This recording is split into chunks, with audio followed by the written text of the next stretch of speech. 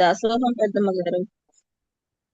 దాసు కాశ్యపాన్వయ సంజాతం నారసింహ పదాశ్రితం రామానుజగురుం వందే పాణినీయ పయోనిధిం.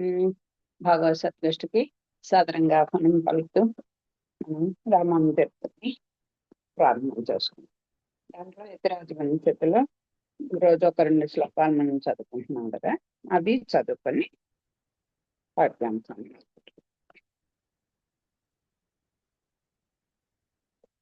11-12 శ్లోకాలు. పాపే కృతే యది భవంతి భయానుతాపలజ్జాః పునఃకరణమస్య కథం ఘటేత మోహానమేన భవతీహ భయాదిలేశః తస్మాత్ పునః పునరఘుం యతిరాజ కుర్వే. తర్వాత అంతర్బహిః సకల వస్తుషు న అసంతమీశం అంధః పురస్థితమివాహమవీక్షమాణః కందర్పవస్య హృదయస్య తతం భవామి హంతత్వదగ్ర గమనస్య యతీంద్రనార్యః. నేను చదివినవే మళ్ళీ 13-14 చదువు. తాపత్రయీ జనిత దుఃఖ నిపాతినోపి దేహస్థితో మమ రుచిస్తు న తన్నివృత్తౌ ఏతస్య కారణమహో మమ పాపమేవ నాథ త్వయేమహర తద్యతిరాచ శీఘ్రం. వాచామగోచర మహాగుణదేశికాగ్ర్యా పూరాధినాథ కదితాఖిల నైత్యపాత్రం ఏషోహమేవ న పునర్జగతీతి వీదృశ్యస్తం తస్తు రామానుజార్య కరుణైవతు మద్గతిస్తే. నేను కూడా ఎప్పుడు ఇది చదువుకోలేని నిత్యం అనుసంధానంలో లేకుండా అయిపోతున్నాయి. నిమిషంగా ఒకసారి రామానుజులు చదువుకొని అప్పుడు పాఠ్యాంశానికి పెడతామని అనిపించింది. మనం రామానుజులు సింహాచల క్షేత్రానికి పెంచేయడం ఆ ఘట్టంలో ఉన్నాం. ముక్తి పరాయత్తం. యతిరాజులు శ్రీరంగనాథుని సెలవు తీసుకొని సింహాద్రినాథుని సేవకి సింహాచలం ఏం చేశారు. అక్కడ జలధారలలో స్నానం చేశారు, కొండెక్కారు, ఆ కోవిల ప్రదర్శనం చేశారు, ఆ భాండాగారం దగ్గర ఉన్నటువంటి లక్ష్మీదేవిని సేవించుకున్నారు, గరుడుని సేవించుకున్నారు, పురూరవ మందిరానికి చేరుకున్నారు, వరాహ నరసింహస్వామిని వేదాంత శక్తులతో నిపించారు, ప్రసాదం తీసుకొని ఆస్థాన మంటపానికి వేయించేశారు. అక్కడ ఎట్లా ఉందో పరిస్థితి చెప్తున్నారు.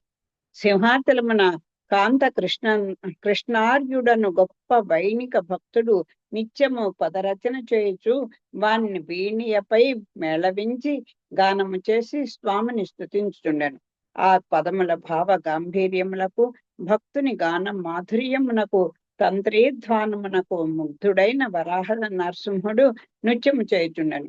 అందుచే కృష్ణార్యునకు రాజసము కలిగెను. యతిరాజుల తన్ని దర్శించి, ఆర్య, మీరు వైణిక, గాయక, కవిశేఖరులనియు మీ ప్రతిభచే విజితుడైన స్వామి నృత్యము చేయుననియు వినియుంటిని. నేను ఎంబెరుమానారను ఎతిని, మీరు మహాభక్తులు, మీరు కాక ఇతరులు చేయజాలని ఉపకృతి నా కొనరింప కోరిదను. నాకు పరమపద ప్రాప్తి కలదా అని విషయము స్వామిని అడిగి తెలుపగోరిదను అని యతిరాజులు అడిగారు ఆ కృష్ణార్యుణ్ణి. అంటే గొప్పవాడని, శ్రేష్ఠుడని, ఆచార్యుడని చాలా పేర్లు ఉంటాయి. ఈ కృష్ణార్యుడు శేషాంశ సంభవుడగు రామానుజులను సామాన్యునిగా తలంచి తన ఆధిక్యమును వెల్లడించుచు, అదెంత పని, అట్లే స్వామిని అడిగి తెలిపేదను, రేపు రమ్ము అనెను. యతిరాజులు తిరుచుట్టుమాలే ఈశాన్య భాగమున కొంతసేపు భక్తులకు ప్రవచనం చేసి పిమ్మట తన బసకెగిరి ఆ రాత్రి కృష్ణార్యుని గానము, స్వామి నృత్యము పూర్తి అయిన పిమ్మట కృష్ణార్యుడు రామానుజులు తనను అడిగిన సందేహము స్వామిని అడిగను. అంత వరాహ నరసింహుడు అతనికే కాదు అతడిచ్చిన వారందరకు మోక్షప్రాప్తి కలదు, ఇది నిశ్చయము అనెను. కృష్ణారుడి యతి దొడ్డవాడని తలంచెను. ఉదయమయ్యను. కృష్ణారుడు ఎప్పటి వలె కోవెలకు వచ్చెను. ఇతరాదులను శిష్య సమేతులై వచ్చి, స్వామి కృష్ణార్య, రాత్రి నృసింహస్వామి ఏమనెను అని అడిగిరి. మీకే కాక మీరిచ్చిన వారందరికీ మోక్షప్రాప్తి కలదని స్వామి చెప్పాను. కావున మీరు మంచి భక్తి గల సన్యాసి అని మాకు తోచుచున్నది అని కృష్ణారుడనెను. అతని భక్తి గర్వం అట్లనిపించెను.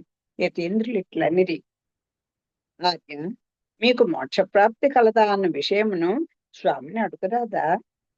అయ్యో, ఎంత పిచ్చి సన్యాసివి! శ్రీహరి నా కనుల ఎదుట నృత్యము చేయునే, నాకు మోక్షం లభించట్లో సందేహమేమున్నది? ఆయనను అడిగిన తప్పేమున్నది? ఎల్లరికూ సందేహ నివృత్తేగును కదా, అడిగి చూడుడు. అదిను బాగానే ఉన్నది. నేడే స్వామిని అడిగి నీ సందేహమును తీర్తును. లక్ష్మణులు ఈశాన్య మంటమున తన గంభీర వాక్కులతో వేదాంత గోష్ఠి సలిపి తమ నివేశమునకు ఎగిరి. రాజసుడైన కృష్ణార్యుడు ఆ రాత్రి గీతాగాన వాద్యములచే స్వామిని మెప్పించి, నా తండ్రి నృసింహ, నాకు మోక్షప్రాప్తి కలదు కదా, తెలియచెప్పుమని అడుగా శ్రీహరి మౌనము వహించెను. మాధవ, విని ఊరుకున్నావేమి? ఇది ఉచితముగానున్నదా? నీవు భక్తుడవు, నీ వాక్యములకు ఆలోచించి సమాధానమియ్యవలెను. ముక్తి నా సొత్తని, నేను ప్రసాదించిన వారికే లభించునని ముల్లోకములు, వేదములు, మూల శృతులు ముక్త కంఠముతో ఘోషించుట యథార్థమే. కాని ఇప్పుడది పరాయత్తమై ఉన్నది. మాకు శ్రీరంగము దక్షిణ పుట్టిల్లు వంటిది. శ్రీరంగన ధామమున శేషాంశ సంభవుడైన యతిరాజులు నన్ను కోరినందున ఉభయ విభూతులను నేను ఊర్జితముగా ఇచ్చితిని, కాన నేను తిరిగి తీసుకొనను. అందుచేతనే నీ కోరిక తీర్చ సంశయమైనది. అవి ఉడయవర్లకిచ్చిన నాటి నుండి అతడే ఎవరికైనా సకల సుఖములనిచ్చువాడు. కాన నీకు మోక్షమిచ్చుటకును నేను అస్వతంత్రుడను. ఇచ్చుటకైనను కాదనుటకైనను అతడే కర్త. నీవు వెళ్ళి అతన్ని అడుగుము. అయ్యో స్వామి, అక్కట ఒక సన్యాసికైనా అంతటి భక్తుని ఇట్లు వంచింతువా? ఇది నీకు న్యాయమా? నా చిన్ననాటి నుండి నా స్వామివని నిన్నే నమ్మి ఉంటుని, ఇట్లు అన్యాయము చేతు అని ఎరుంగనైతినే. నీవో గోవుల గాచుకొని గోవిందుడవు, యుక్తాయుక్తములు తెలియని వాడువు. తెలిసి ఏమున్నచో సీతాదేవిని అగ్ని ప్రవేశం చేయించి ఉందువా? అట్టి నీకు చేయరాందేముండును? ఎల్లకాలం ఒక్క రీతిగా గీతములు రచించి నీ ఎదుట పాడి వీణావాదనము చేసి నిన్ను కీర్తించి నీ నాట్యమునకు సాయపడుచుండిన భక్తుడనే. ఎల్లరూ నన్ను గొప్ప భక్తుడని కీర్తించుచున్నారే.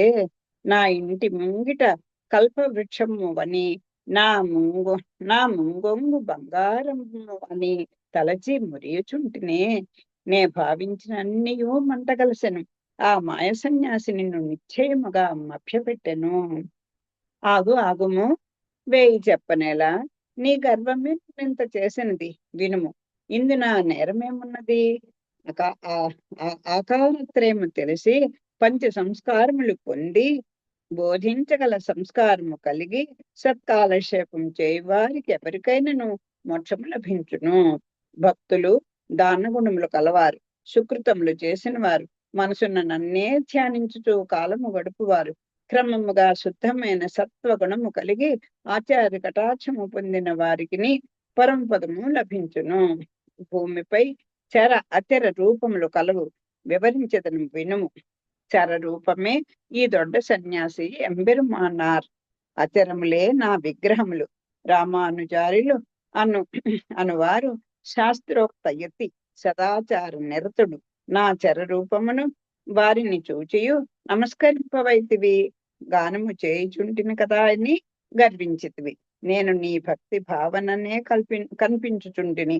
నీవు పాడుచుంటివి, కాన నేను ఆడుచుంటిని.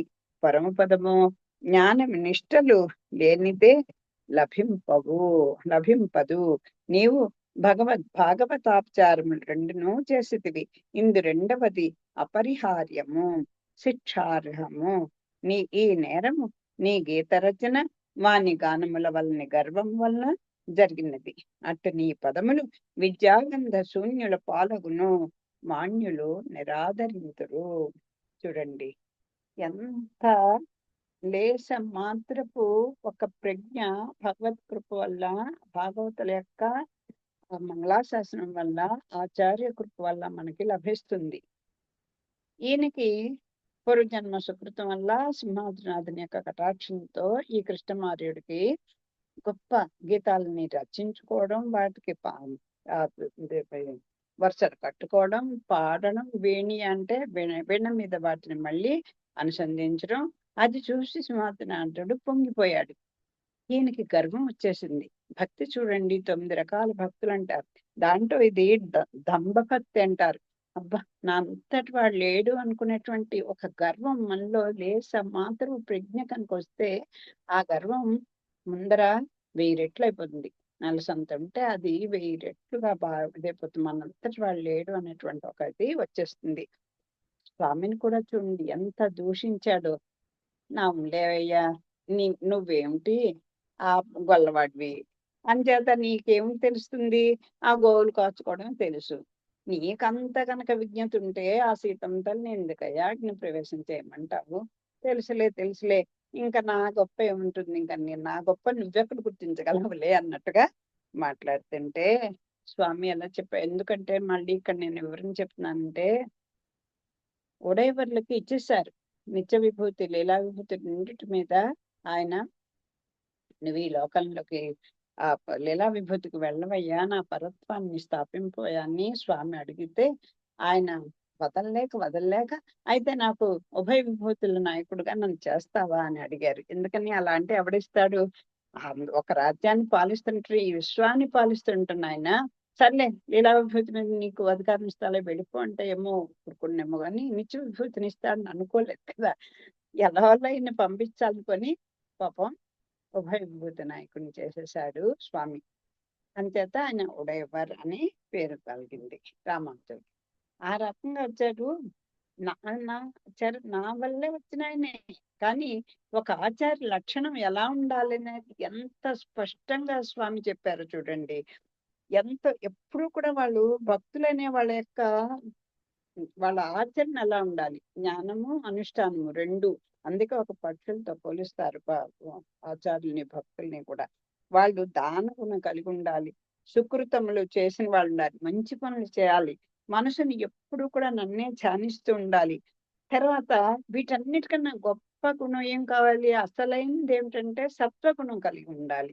రాజసము తామస గుణాలని పూర్తిగా వదిలిపెట్టగలగాలి. ఇవన్నీ ఆయన దగ్గర ఉన్నాయ్యా.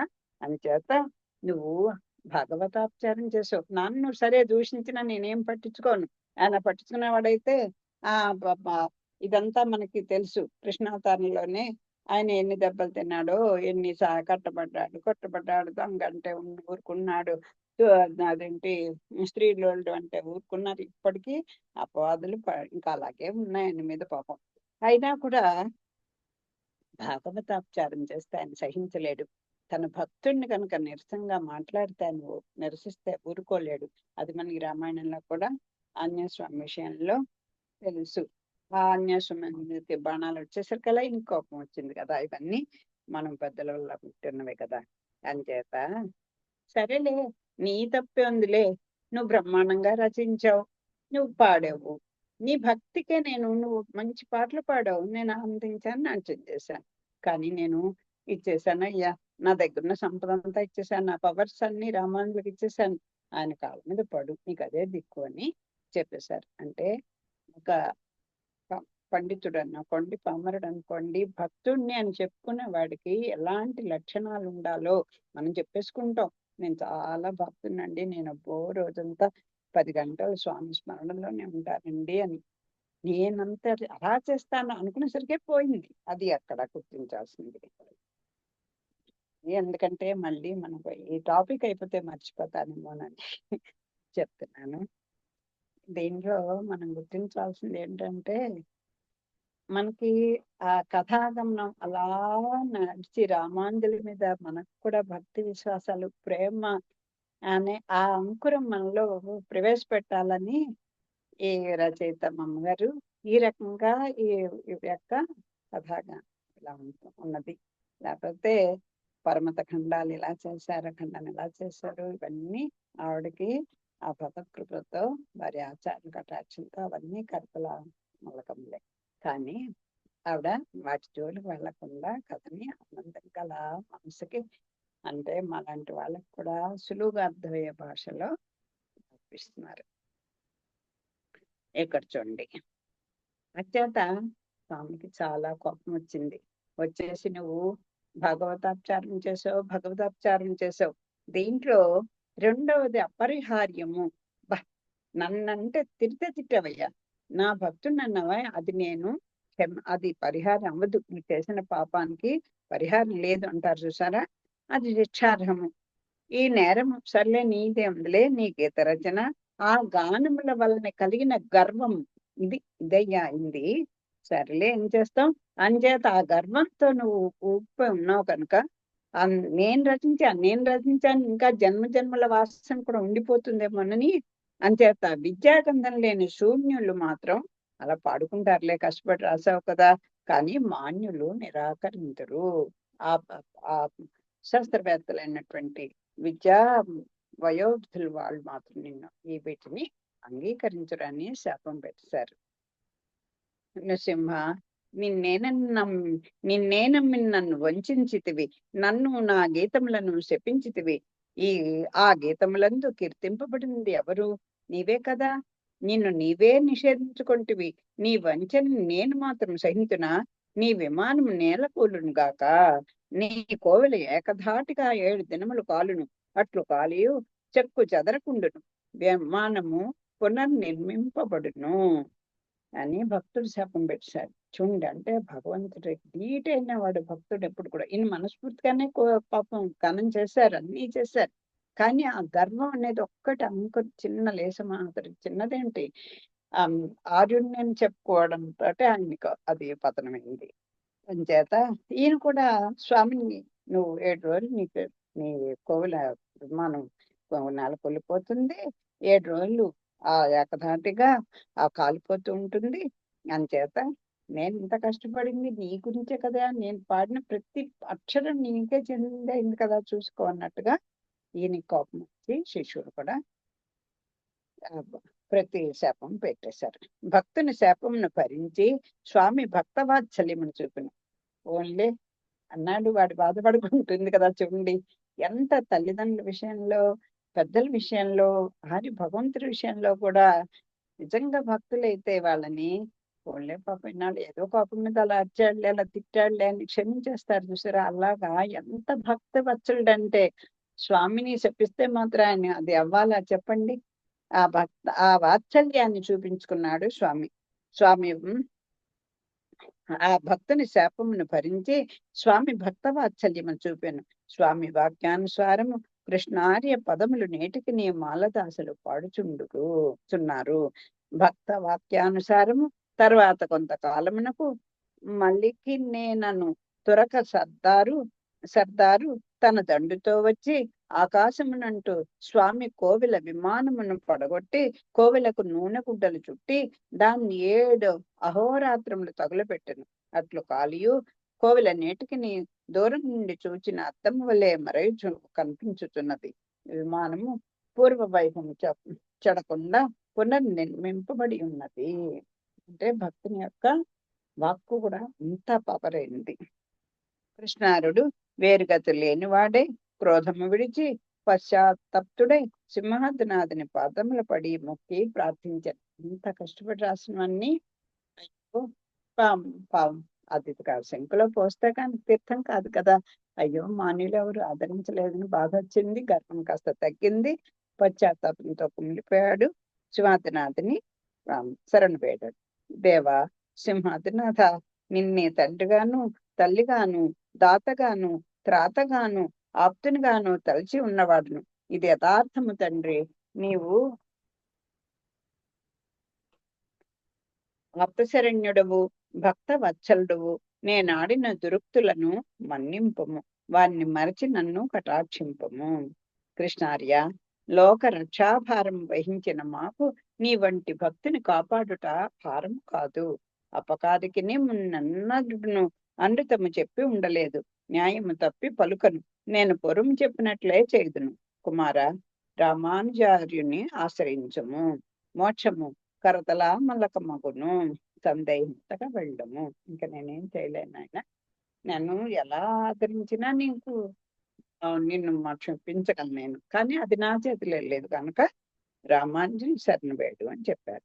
కృష్ణాదులు కొండ దిగి వచ్చి ఇతరాదుల పరివారమును చూచి నిశ్చేష్టుడాయను. శ్వేత మృత్తికతో ధరించిన ద్వాదశ ఊర్ధపుండముల మధ్య 16 వన్నెల బంగారు ఛాయ గల శ్రీచూర్ణ రేఖలు కలిగి తులసి మానుల కంఠమున వెలయ శంఖచక్ర ముద్రలతో భుజములు విరాజిల్లుచుండగా కోరి నిరంతరము తమ గురువులైన ఇతరాదుల దాస్యము చేయుచుండిన అసంఖ్యాత వైష్ణవ సంఘమును వీక్షించెను. ఆ చిన్నములే కాక నాలుకతో నారాయణ స్మరణ చేయుచు చెవుల కదులుచుండగా ఒక చేతితో తులసి తాళవములు త్రిప్పుచు రెండవ చేత దండములు ధరించి ద్వార రక్షణ చేయు స్వాములను సూచెను. అయ్యా, మీ గురువులతో కృష్ణమారుడు వాకిట నిలిచి ఉన్నాడని చెప్పుడు అని కోరెను. వారు ఇతరాదులకు ఈ విషయం విన్నవించిరి. రామానుజులు ఆ కృష్ణమారులను వారితో మాకేమీ పని లేదని మా మనస్సునకు తోచుచున్నది అనిరి. కృష్ణారుడు తిరిగి వెళ్లి దేవదేవుడైన సింహాదినాథంతో జరిగిన సంగతి పూర్ణముగా విన్నవించెను. స్వామి, నాయన, ఆచార శబ్దము ఇతరాదులకే తగును, కావున అభిమానపడక వెళ్ళి నీ పేరు మాత్రము చెప్పుకొనుడు అని చెప్పి పంపగా అతడు తిరిగి వెళ్ళి కాంతకృష్ణుడు వచ్చనని మీ గురువులకు చెప్పుడని ద్వార రక్షకులను కోరెను. ఇతరాదులు విని ఊరకుండిరి. హతాచురైన కృష్ణార్యుడు తిరిగి వచ్చి స్వామికి చెప్పగా, శ్రీహరి, కృష్ణ ఆచార్యుడు కానివాడు దాసుడగును, నీవు అడియేను కృష్ణదాసుడను అని తెలుపుము అని బోధించి పంపగా కృష్ణార్యుడు రామానుజారుల ద్వార రక్షకులతో నిరంతరము దండముల ధరించి ఉండు నాయనలారా, నాపై దయతో యతేంద్రునికి అడియేన్ కృష్ణదాసుడు నిలిచి ఉన్నాడని నా జ్ఞప్తిని తెలియచేయుడు అని పలుకగా వారు రామానుజుల ఆజ్ఞతే కృష్ణదాసును వారి ఎదుట నిలిపిరి.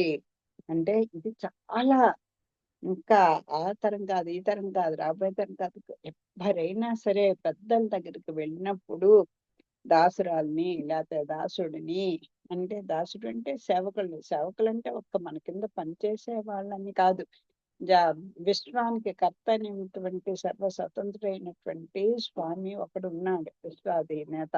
ఆయనకి దగ్గరికి వెళ్ళినప్పుడు మనందరం కూడా సేవకులమే. మన జాతో ధనము మన పొజిషను ఇవన్నీ కాదండి, ఎవ్వరమైనా దాసులమే. అడియేన్ అనే పదం అక్కడే. అహం దాసహ, దాసోహం అనే పదానికి కనుక అర్థం తెలిస్తే ఈ కళ్ళు ఎగరేలాలు, చేతులు ఎగరడం, లేకపోతే హాయ్ అనడం ఇవన్నీ పోతాయండి. దాసోహం, అహం దాసహ, నేను నీకు దాసుడిని అని చెప్పుకున్నంత మాత్రం కాదు. ఆ పెద్దల యొక్క ఆశీర్వచనం అనుకుండి కొంచెం మనం తల వంచుకునేటువంటి ప్రయత్నం నేర్చుకుంటాం, తెలుసుకుంటాం. అది పెద్దలు ఇచ్చినటువంటి వరవడి. అలాంటివన్నీ మనం పిల్లలకి నేర్పాలి. ఎవరన్నా రాగానే అసలు పిల్లలు చదువుకుంటున్నాం, వెళ్ళు నీకెందుకులే కబుర్లు, వెళ్ళిపో గదిలో కూర్చో అని చెప్పే వాళ్ళమే మనం చూస్తున్నాం. అది కొంచెం మార్చుకునే ప్రయత్నం ఈ తరం చేస్తే బాగుంటుంది. చూడండి, స్వామి ఏం చెప్పాడు. మొదట వెళ్ళినప్పుడు కృష్ణారుడు వచ్చాడు అని చెప్పాడు. రెండోసారి వెళ్ళినప్పుడేమో వద్దయ్యా, ఆరుడు అంటే గురువుకే తగులుతుందని చేత నీ పేరు ఒకటి చెప్పుకున్నాడు. వెళ్ళాడు, చెప్పాడు. అప్పుడు కూడా కుదరలేదు. మూడోసారి ఆచార్యుడు ఎప్పుడైతే అవడో మిగతా వాళ్ళందరూ కూడా సేవకులు అవుతారు అని చేత సేవకుడిని అడిగాను, దాసుడిని వచ్చా అని చెప్పుకోమన్నాడు. చెప్పినా కూడా చూడండి, ఇక్కడ అమ్మగారు వేసిన చక్కనిది ఎలా ఉందో.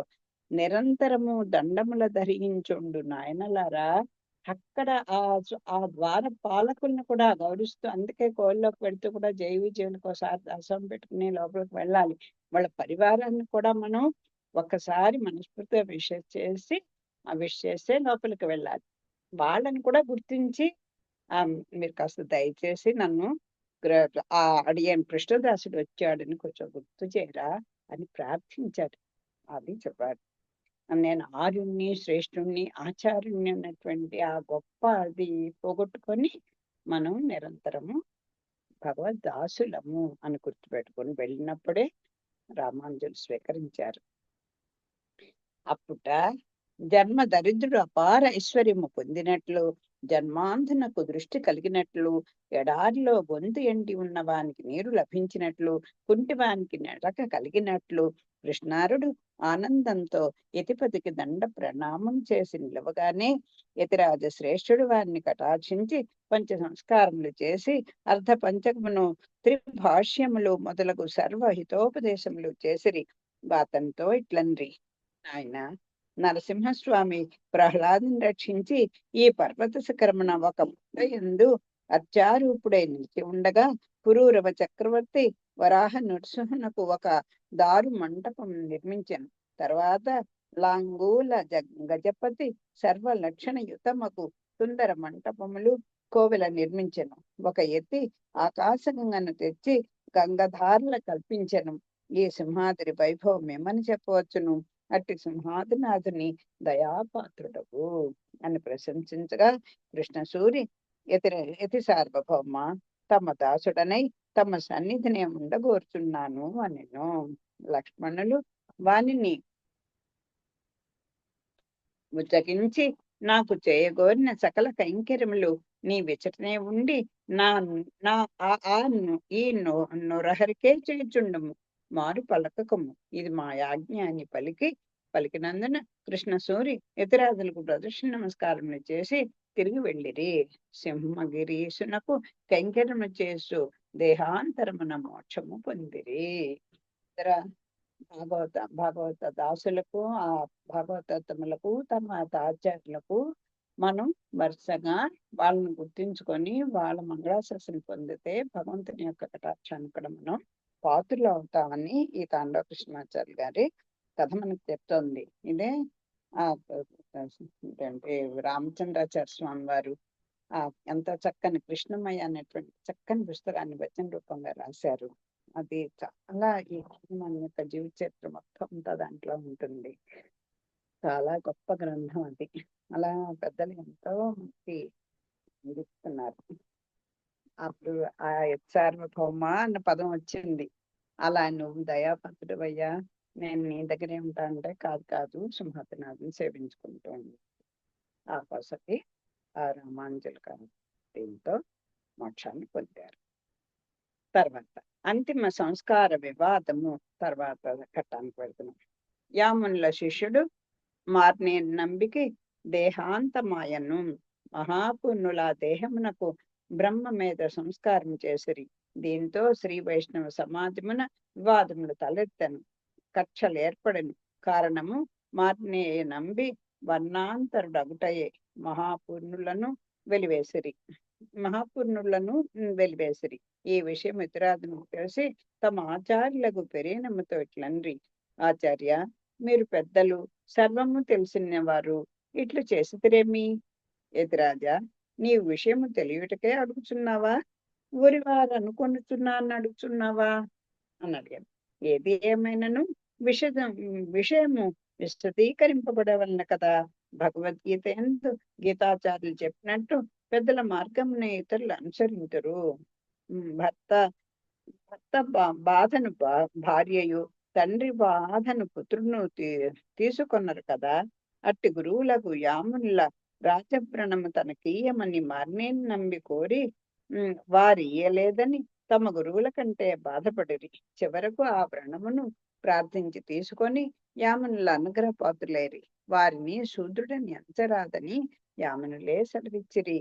కేవలము ఉపకార స్మృతి చేత ఇటు ధార్మిక విషయములు నిర్ణయింపరాదు. దృష్టాంతరములు ఉపపత్తులు చూపవలెను. అయినచో వినుము. చక్రవర్తి తిరుమగన్ జటాయునకు సంస్కారం చేసెను. ఇతడు జ్ఞాని, అంతకు తక్కువ వాడు కాదు. ధర్మపుత్రుడు విదురునకు సంస్కారం చేసెను. విదురుడు ఏ జాతి వాడు? సూక్ష్మ పరిశీలన చేయగా జాతి కులముల కంటే భక్తి జ్ఞానములు పరికించవలనని తెలియటం లేదా? కులము అంత ముఖ్యమా? కులం కులంతరు అనగా కులం నిచ్చునని చెప్పబడలేదా? స్వపచుడైనను సరియేనని ప్రహ్లాదుడు అనలేదా? గీతాచార్యులు ఇతర ప్రయోజనములను తలచక తన్ను భజించువాడు ఆచారహీనుడైనను వాణ్ణి సాధువుగానే భావింపవలని సెలవిచ్చి ఉంటిరి కదా. మనసు దేవదేవుని యందు నిశ్చలముగా ఉండిన చాలును. అవి అన్నీనూ నీకు తెలిసినవే కదా. అష్టాక్షరిని సకల జనులకు నీ వెట్లు వెదజల్లితివి. ఇన్ని విధముల నమ్మి శుద్రుడైనను నాచే అంతిమ సంస్కారార్హత కలిగి ఉన్నారు. అప్పుడు ఇప్పుడు ఈ విషయం ఒకసారి మళ్ళీ మనం తలుచుకుందాం. యామునులకు వ్రణం అంటారు కదా, చూసుకుంటాను అలాంటిది వస్తే అది పాపం మా అన్నయ్యని నమ్మి మరి రోజు ఏంటంటారు ప్రారంధ కర్మ పక్కన ఉండమ్మా అని చెప్పి కాసేపు ఆ వ్రణాన్ని పక్కన పెట్టుకొని తన యొక్క అనుష్ఠానాన్ని చేసుకొని మళ్ళీ రమ్మని, ఎంతటి ప్రజ్ఞ చూడండి అసలు.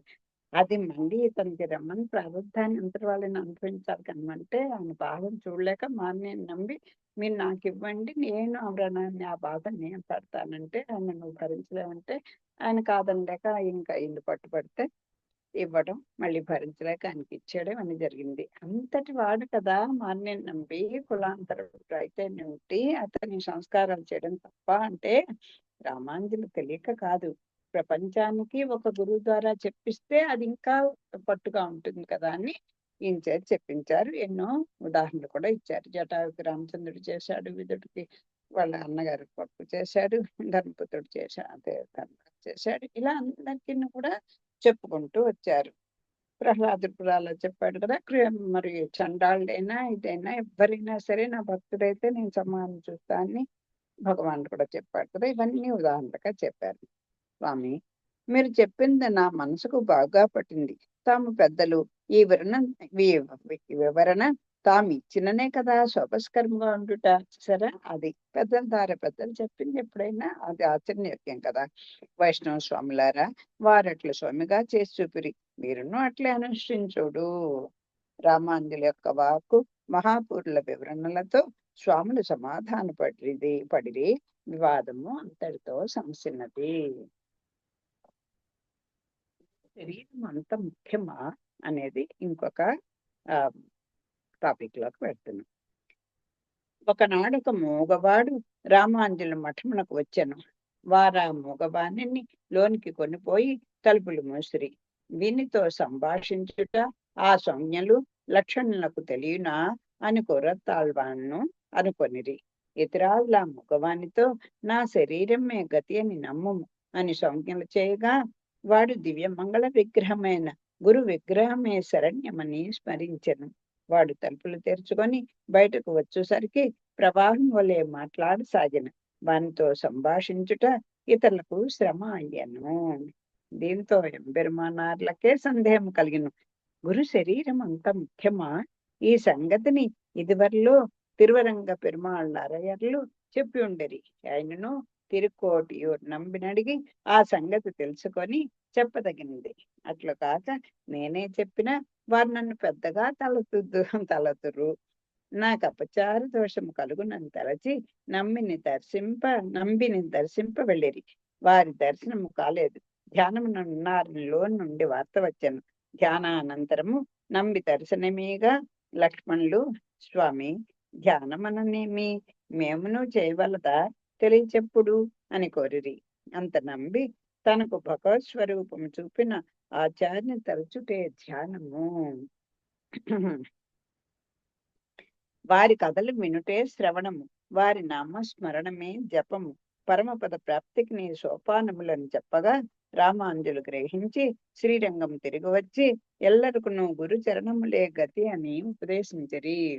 గురువు యొక్క శరీరము ఎంత ముఖ్యమో గురు నామము భగవంతుని మా ఏమండి గురువులందరి కపట గురువులండి, వీళ్ళని అక్కర్లేదండి అంటూ అందరితో పాటుగా డంబంగా అందరు గొప్పగా చెప్పుకోవాలని వెళ్ళడం, సమాసనాలు చేయించుకోవడం, లేకపోతే గురువులను ఆశ్రయించడం, వాళ్ళ దగ్గర ఏవో కొన్ని కావాల్సినవి గొప్ప కోసం చెప్పించుకోవడం, ఇలా కూడా ఎంతో మంది తెలుసో తెలియక చేస్తూ ఉంటాం. అది కాదు, మనస్ఫూర్తిగా గురువుని నమ్మిన వాడే. అదే కదా కృష్ణమాచార్యులు కథ కూడా మనకు అదే కదా తెలియజేసింది. అంటే ఒక మూగవాడిని తీసుకెళ్ళి గదిలో పెట్టుకుంటే వాడికి సౌండ్ చేశారట రామానుజులు. నాయనా నీ శరీరమే నీకు ఇది, దాన్ని నమ్ముకో ఏం చేస్తావు అన్నట్టు. అంటే కాదు కాదు శరీరమే నాకు శరణ్యం అన్నట్టు అనేసరికి మాటలు వచ్చేస్తాయి. అది ఈ మళ్ళీ ఈ గురువు నమ్మారు కూడా అది వరకు అలాగే చెప్పారు. అంచేత పెద్దల ద్వారా తిరుకోటి నమ్మగారి ద్వారా చెప్పించాలి అనుకుని అది చెప్పించారు. అంటే ఆయన ధ్యానంలో ఉన్నారు. ధ్యానం అంటే ఏమిటి అని చెప్తున్నారు. ఈ పదాలు మనం ఒకసారి చూసుకుందాం. ధ్యానం అనేమి మేము చేయొచ్చా? ధ్యానం అంటే తమకు భగవత్ స్వరూపం చూపినటువంటి ఆచార్యని తలచటమే ధ్యానం. చూడండి, ఆ భగవంతుని ఆ ఆచార్యం ద్వారా మనం ఏదైతే మంత్రాన్ని ఉపదేశం పొందుతామో అలాగే ఆ మంత్రాన్ని ఆ గురువు నిందు భక్తి కలిగి ప్రేమ కలిగి వారిని ధ్యానించడమే మోక్షానికి ప్రాప్తి సోపానం అని చెప్తున్నారు. అలాగే వారి యొక్క నామస్మరణే అంటే ఏదైనా సరే మనం ఏది మొదలెట్టినా ఆచార్యని స్మరించి వారి శ్రీచరణాలు స్మరించి వారు చెప్పినతేనే కదా మనం ఇలా ఉన్నాం అని చెప్పేసి మన ఉజ్జీవనానికి వారే కదా అని అనుకొని మనం ఏదైనా చేయాలి.